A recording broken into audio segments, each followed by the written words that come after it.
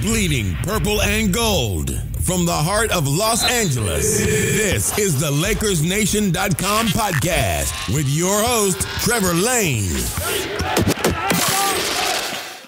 Welcome to today's show. As always, we are powered by CLNS Media and LakersNation.com, your one-stop shop for all things Lakers.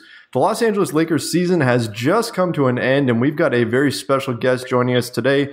He was the NBA Defensive Player of the Year in 1987, five-time first-team All-Defense, five-time NBA champion with the Lakers, WNBA Coach of the Year, and a two-time WNBA champion coach. We have Michael Cooper. Coop, thanks so much for coming on. Thank you for having me.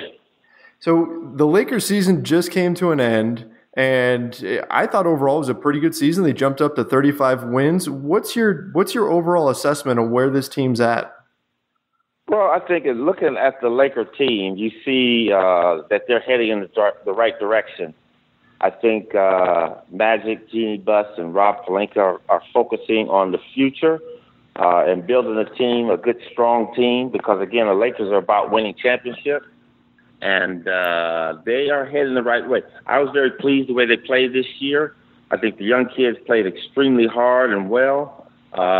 You can see where the inexperience costed them probably about 10 or 15 games, as well as not having that legitimate big or that go-to superstar player.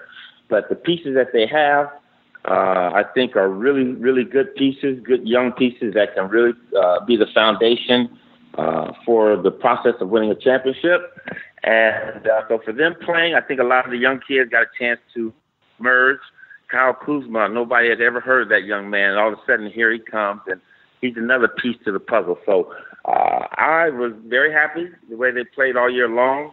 As long as they play hard, you can't really talk bad about them because, again, they're a young team, and they're going to lose some games that they're supposed to win. But just doing that this year will help them win the games that they're supposed to win next year and the years to come. Well, and speaking of them playing hard, that's a lot of that falls on the head coach, keeping them focused and keeping the right mentality throughout a long 82-game season. As a coach yourself, what did you like about what Luke Walton did this season? Well, I like Luke's enthusiasm. I think that's always a key, especially with a young team like that. You have to kind of find ways to motivate them and keep them playing hard.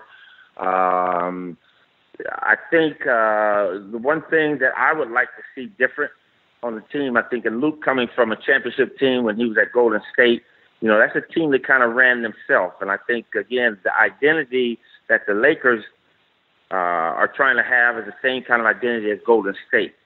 And is that a good thing or a bad thing? Time will tell with that. But I don't think the Lakers are that type of team. So their offense sometimes found the ball in the wrong person's hands. But again, I think with all the injuries that was going on, Luke did a good job of juggling the lineups and keeping them motivated. And, like last night's game was a great example of that's the end of the game, the last game of the season. Nothing to play for, nothing to do other than just the pride factor of playing against the Clippers and being said the king of L.A. I thought that was a great, great win for the Lakers last night, and that's just indicative of their season, of them playing hard and being enthusiastic. So instead of a Golden State Warriors style of play, what would you prefer to see them do on the offensive end? Well, I think you have to look at your team and develop the offense with your team. Mm-hmm. And I think so many teams over the years, even back in the 80s, whenever a team won a championship or two championships, all the other teams kind of look at what they were doing and kind of formulate their offense around that. I think that's wrong. I think you have to look and see what you have, and you work with what you got. And the Lakers got some great pieces. And again, as a coach, through your years of being in high school and college and other NBA teams, you get taught different type of offenses, and I think that's where the fun part of coaching comes in to me, because I don't have a shooter like Curry and Klay Thompson and Kevin Durant on the Lakers. You don't have that are confident and can knock down shots. You got kids that can shoot the ball, but now you have to put them in an offense that best fits them and utilize their offensive set. And I think it's going to be a great upcoming season for Luke. I think he had a good chance to look at his team and reevaluate them, and we go into this offseason and trying to make two big moves with the draft and the ability to get a good free agent. That, to me, is going to be important on how they come out and play well as an offensive team and a defensive team. Yeah, this is going to be a huge summer for the Los Angeles Lakers. They've got a ton of cap space to play with, and we know Magic Johnson and Rob Pelinka are going to be doing everything they can to improve the team in the here and now. Coop, coming up with Magic Johnson and playing with him for so long, are you surprised at all that he's the guy running the show at this point? No, Magic was always a voice from the outside, obviously with Mitch and the other people that was there, and when Dr. Buss was alive. Dr. Buss is a great owner by putting people in positions to do what they do well, and then he oversees it. And I think the way things were going, that Magic still had a voice there. I think now what you see is he's more on the inside than the outside. I think his interest has always been with the Lakers, and always will be. And I think just through the process of him wanting to be an owner and, doing the things he's done with the Dodgers, he still had an eye and a voice with the Lakers, and now it's just a matter of fact that him not being on the outside anymore, he's on the inside, and he has a lot to say so about the future of this ball club. I'm having a hard time thinking of anybody else that I would want in a room trying to sell a free agent like a LeBron James or a Paul George on coming to the Lakers rather than Magic Johnson. It feels like that's really going to be his time to shine, wouldn't you say? I would definitely say so, but you remember there's Kobe, there's Shaq, you got some of the players that played. I think those players, when they interview those players would probably be in there as well. But Jerry West was very good at what he did, and I think Jerry West would rank among the best as far as trying to sell a player on the Lakers. But you know what? I agree with Kobe. If we have to sell you on a championship organization like that, we don't need you. This is a chance where you can come and be a big part of this, and our organization is first class. We got our own practice facility now, and we're number one as far as the facilities you need to do, the workouts, the doctors, and all the things that it takes for you to be successful on the court. Lakers are number one. So, again, it's not about selling anybody. It's about telling them about what we want to get accomplished, and are they the piece of the puzzle that's going to make it a complete fit. If we have to sell you, then we don't want you. That's a great point. And hey, you brought up Kobe here. I got to ask you, because this has been going around for a long time. This has become kind of a legendary story. Back in 1996, when the Lakers were first looking at Kobe Bryant, the story that's been going around is that you were the guy that they brought in to defend Kobe in his performance for Jerry West and all the decision makers that were going to decide whether or not they needed to make the move to go and get Kobe Bryant. Can you tell us anything about that workout? Well, it was a great workout. I personally didn't know a lot about Kobe. You just heard about him. And I was on the coaching staff at that time, so I was supposed to be out on the score as far as skill development and working players out. And the one thing that they had me to do was to make it difficult for him, and being a good defensive player, my point of view has always been make the offensive player take the shots that you want them to take from a defensive standpoint. And that was a uniqueness about Kobe, is that Kobe never let me, wherever he wanted to get on the floor, he was able to get there. Now, whether he hit the shot or not is a different story, but he was able to get to his spot. And, 60-70% of the time, he was knocking a shot down for a 19-year-old kid.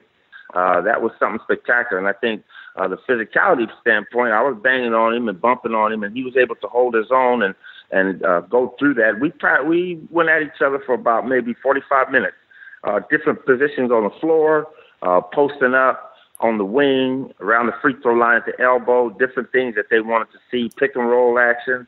It was an interesting workout, and I was just glad to be part of it. But I wish that it was about maybe 15 years earlier, where I was a lot younger, a lot more spry. But you know what, Kobe was, you could tell he was going to be a phenom then, and he showed it. And look what happened. Lakers made a great move by drafting him. Well, you know what? You mentioned being 15 years younger, and when you were with the Showtime era Lakers, your job on a night-to-night basis was covering the other team's best perimeter scorer. Night in and night out, you took on that task. You accepted that challenge, and Larry Bird has been quoted several times saying that he had a hard time when you were defending him. You've even said that he was your most difficult player to cover. If we were to take you from, let's say 1985 and transport you into today's NBA, who do you think would be the most difficult cover for you right now? There's a lot of players, and I think the players have gotten a lot taller, a lot stronger. The typical prototype player from the 60s, 70s, and early 80s was your point guard, your two guard. Now players are basketball players. I think for me, the toughest person, as I watch these people play, I think obviously would be LeBron because he's just so physically big. But the other one, and probably the most dangerous one, would be Kevin Durant. This young man is, 6'10", 6'11", and he shoots like a guard, and, he can take you down low. And I think he has the ability, that little fall-away, one-legged fall-away jump shot, that's virtually unguardable because you can't put a big on him because he's going to go by you. And a guard, anywhere from 3, 2, 1, you don't stand a chance. But I would like to think that I would at least make him take some tough shots. But he probably would be the one where I'd have to watch a lot of film on because, again, he can shoot from anywhere on the floor. And his ball handling is not great, but he maneuvers well enough to get to where he wants to hit a shot. Yeah, KD would definitely be a tough cover. He's a tough cover for just about anybody. We're going to take a very short break because I need to tell you about Simple Contacts. If you wear contact lenses and find yourself dreading that annual appointment to renew your prescription, then you are going to love Simple Contacts. It's a great new company that makes this annoying process simple. Simple Contacts lets you renew your expired contact lens prescription and reorder your brand of lenses from your phone or computer in just minutes. Simple Contacts brings the doctor's office to wherever you are whenever you need it. You can take the Simple Contacts vision test online in 5 minutes. A real doctor reviews it and renews your prescription. You save time, save money, and save yourself a headache. If you have an unexpired prescription, just upload a photo of it or your doctor's info and order your lenses in minutes for a great price. They do all the hard work for you. This is vision care for the 21st century, guys. Simple Contacts offers every brand of lenses and their prices are unbeatable. The prescriptions is just $20. Compare that to the annual appointment, which can cost you up to $250 without insurance. Simple Contacts, just $20. They have some of the best prices, and shipping is free. And best of all, my listeners now get $30 off their very first Simple Contacts order. To save $30 on your lenses, all you have to do is go to simplecontacts.com/LakersNation or enter the code LakersNation at checkout. Either way, I want to mention that this isn't a replacement for your periodic full eye health exam.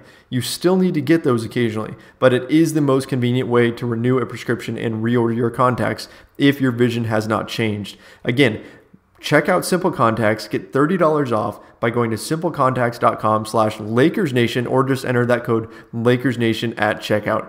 Give it a try now and you can thank me later. Okay, so Coop, you always focused on the defensive end of the floor. That was where you always focused your game on. You had to always guard the other team's best player. And we've been talking a little bit about the Lakers' improvement on defense this season. They have gotten a lot better. They were dead last in the league in defensive rating last year. And now this season, they ended up right around 13th or so, as I recall off the top of my head. A massive improvement. Coop, what is that? Is that just a renewed focus on defense, or is that an innate talent? What is it that allows a player to become a good defender? No, I think it's, first of all, pride. You got to want to be like a Steph Curry. You want to be the best scorer out there. Well, you have to take that individual pride and personal pride and put that into your defense. The reason why I think the Lakers improved a lot was simply for the fact is I think the players kind of got used to the coach. They got used to the system, and I think Luke slowly but surely started selling them on the defense. Again, coming from Golden State, that team was an offensive juggernaut. And I think he thought that he could bring that here. But you know what? Basketball is played on both ends of the floor, and the successful teams, and you look at Golden State, they might be a high-powered offensive team, not one of the best defensive teams, but you know what? When it comes lockdown time for 2 or 3 minutes, they're one of the best teams in the league. So you look at what's going to win you games and what's going to keep you a job as a coach is that you have to sell your players on playing defense. Yes, it's about offense, but still, somebody got to play defense, and it's better than just having 1, 2, maybe lockdown defenders if you're a good team, defensive team. And I thought the Lakers did a good job of that this year. Yeah, and I certainly feel like the Showtime era teams, everybody focuses on the fast break because it's so pretty and it's so fun to watch. But a lot of times it gets overlooked just how good of a defensive squad you guys were. It was getting those stops on the defensive end that allowed you to get out and run, and that was a big part of the mentality. And a lot of that was coming from Pat Riley, right? Yep, and you know what? Again, you said it right. He sold us on the defense, but we realized if we play defense and contest shots and get steals and make them miss, the more time we get to play on the offensive end is what we want to do. So a lot of that was conducive to him. But you know what? In their own right, Kareem probably one of the best shot blockers in the game. James Worthy coming from North Carolina, Dean Smith, they've always been a good defensive team down there, so he understood defense. I thought Jerry West did a great job, and we went out and got Michael Thompson, 6'11", 7-foot center that was defensive-minded. Magic Johnson wasn't a great one-on-one defender. He could keep you in front of him, but his worth for us was that Magic was probably one of the best team defensive players. So when the ball went into the post and we had to double, Magic was very good in that aspect. So, yeah, we were, and you hit it right, thought about offense, but we understood that to play more offense, it would be better for us to play defense. And I think that kind of spread through the team to where we kind of like putting people on lockdown for 2 or 3 minutes, not letting them score and us getting out and actually participating in showtime, which is an offensive thing. Well, and hopefully these modern Lakers will be able to emulate that to some degree and continue to progress defensively, and then that'll let them get out and run. You'll let guys like Lonzo Ball get out and really push the fast break. Well, Coop, let's shift gears a little bit here. You are right now working with the Head and Neck Cancer Alliance because this is Oral Head and Neck Cancer Awareness Week. Can you tell me a little bit about your efforts with them and kind of what your story is and why you're working with them? Well, I got involved with them this past year simply for the fact is 3.5 years ago, coaching down in Atlanta, I had it's like you bite your tongue when you're eating and stuff like that. But there was this little slit, nothing ugly or grotesque or anything like that, but it just wasn't healing. And finally, I actually went to the doctor, ENT, and that's when I found out that I had tongue cancer. Had never known anything about it. No one in my family has ever had it. Nobody that I know of had ever had it. And when they told me that's what I had, it just totally blew me away. I just was like, I was shocked. So once I went through all the process of actually having the surgery, Dr. Wadsworth was a good ENT doctor who really concentrated on throat and cancer. And then my follow-up doctors, Dr. Mugambi, one of the best head and neck cancer specialists out at the City of Hope. And then going through my radiation with Dr. Vore, learned a lot about the cancer situation. And as I was going through that, I met a couple of people that actually had the same thing I did. So in knowing that, and right now there's still full recovery, and it's just every year thing. I have to go get my checkup so that they can stay on top of it. If anything else were to happen, we can catch it early than late. Made me want to get involved with this because, again, and finding out about tongue cancer, 4 out of 10 African Americans are more susceptible to that. And I never knew that. I didn't even know anything about that. And it was just an interesting plight that I had to go through. My higher power, the Lord Jesus Christ, put you through some things. So I'm very, very glad and honored to participate in this venture and let people know about this disease. So what should people do if they want to get checked out? Are there screenings that people can do to make sure that they're clear? You can go to your screenings or provided funding for free screenings, support of the Oral Head and Neck Cancer Awareness. You can go to your doctor. One other thing I found out that could have helped me is your dentist. It's important that when you go to your dentist, you're supposed to get a month or a 6-month checkup or cleaning on your teeth. And when you're there, the dentist should be more aware of that too. But if he or she is not, it's up to you to kind of ask them, what's going on in my mouth if they see anything strange that I need to get checked on. So, again, this month is letting everybody be aware of this, of cancer, of all types of cancer, but for definitely this oral cancer, because, again, more people get it than not. And you know what? Don't be surprised. And I was very, very surprised. But, again, that's why we're trying to do more preventive things, okay, because you can catch this early. Had I waited probably about another month, my situation would have been a lot more drastic than it was. Well, and Coop, that must have been quite a shock when you heard that news and then going through the whole process. So before we wrap up here, what advice would you give someone who is currently going through that, maybe has discovered that they have oral cancer? What could you tell them about going through the process? Well, first of all, whoever your higher power is, that's the person that you're going to need, okay? Because when times get tough, you can always count on people around you, but your higher power is going to be there for you.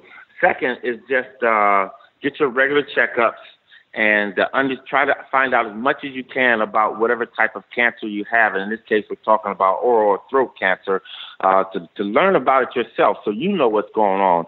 Checkup is going to be mainly important. And then the support of your family. My wife was very, very supportive. And without her, Yvonne, it would have been very difficult for me to do this venture alone. But she was right there with me, actually took time off of her job here in Los Angeles and came down to Atlanta where I had my surgery, stayed with me down there the whole time until I was able to get back out here.